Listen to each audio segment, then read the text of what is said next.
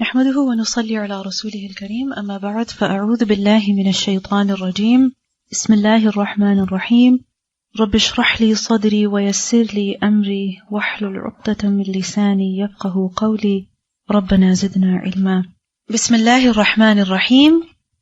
Inshallah we'll begin from Bab Al-Adhani Yawm Al-Jumu'ati, the Adhan on the day of Friday. The book is of the Friday prayers. And it is understood that when people are called for any prayer, then what's the first thing that needs to be done?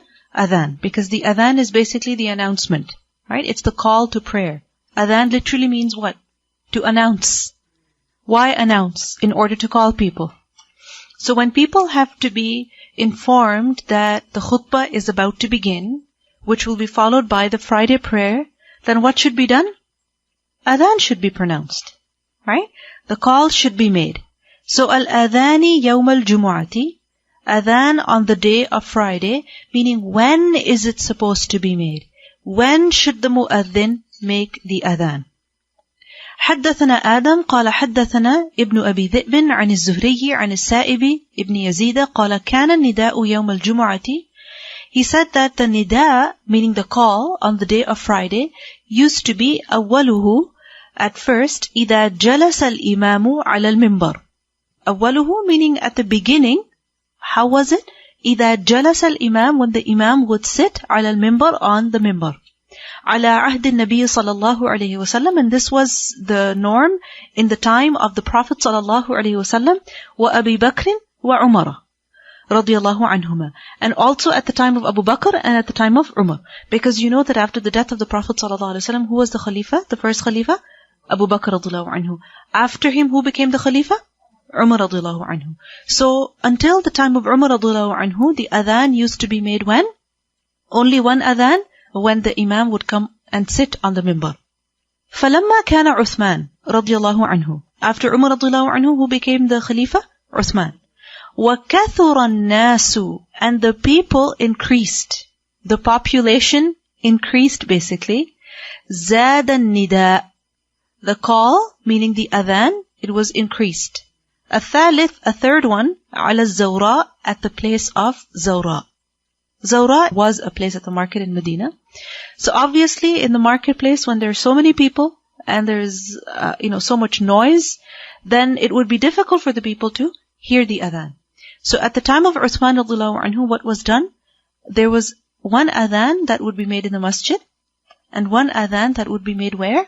In the marketplace. Why? So that people would know time for prayer, everybody leave your business and go to the masjid. Now, notice over here, first of all, the word nida, which is being used in place of adhan. So both of them mean the same thing. Secondly, I want you to notice something, which is zada nida al-thalith, the third call. How is it the third? Remember that when adhan and iqamah. What is adhan? The call that the mu'adhin makes. And what is iqamah? That is made right before the salah. Okay? Adhan and iqamah, when they're mentioned together in one context, both of them are mentioned as two adhans. You understand? So the two adhans are which one? The adhan and the iqamah. They have to do with the prayer. So this is the third adhan, which is being made where? In the market. So you understand how it's the third one? Not that there were three adhans, but two adhan, meaning adhan and iqamah in the masjid, and one adhan, the third one where? In the marketplace. So, why is it that this adhan was started by Uthman radhiyallahu anhu during his time? Because there was a need. Why was there a need? Because the people had increased. Alright? But these days, when there are loudspeakers, okay, and the adhan, when it's made in the masjid in a typical Muslim community, Muslim country, what happens? The sound, it spreads everywhere. It's even going on the radio. Right? So then, is there a need for a second call to prayer? No, there is no need. Because some people took from this and they said that every time now Friday prayer is supposed to be performed, there should be two adhans. And those two adhans are made where? In the masjid. To the people who are already present in the masjid. You understand? So this is khilafus sunnah. This contradicts the sunnah. Because what is the objective of the adhan? Adhan is what? Hayya ala salah. Come to the prayer. Leave what you're doing and come to the prayer. The people who are already in the masjid, Do they need to be called again? No. There's no need to be called again. So it's takalluf and it's also a burden on the people because they have to sit and wait through the entire adhan, okay, and then listen to the khutbah or attend the prayers. So this is creating difficulty for the people. The deen is for the purpose of creating ease for people. And anything that should make things easy for people should be done. Like Uthman radhiyallahu anhu, he initiated this practice, making an adhan in the marketplace. But when this will become a source of difficulty for the people, then it should not be continued. Especially because it is not from the sunnah. Bab al-mu'adhin al-wahidi yawm al-jumu'ah. So from this hadith, what do we learn? When was the adhan made? Al-adhani yawm al-jumu'ati. When is the adhan supposed to be made?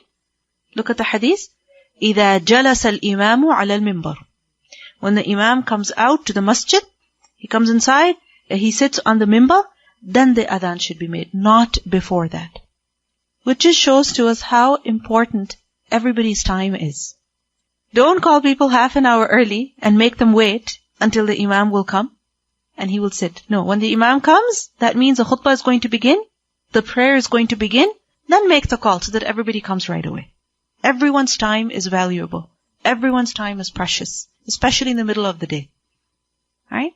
And it's also respectful towards the imam. Because if the adhan is made before he comes in and people are waiting for him, that is also not appropriate. So when the imam comes, sits on the minbar, then the adhan should be made.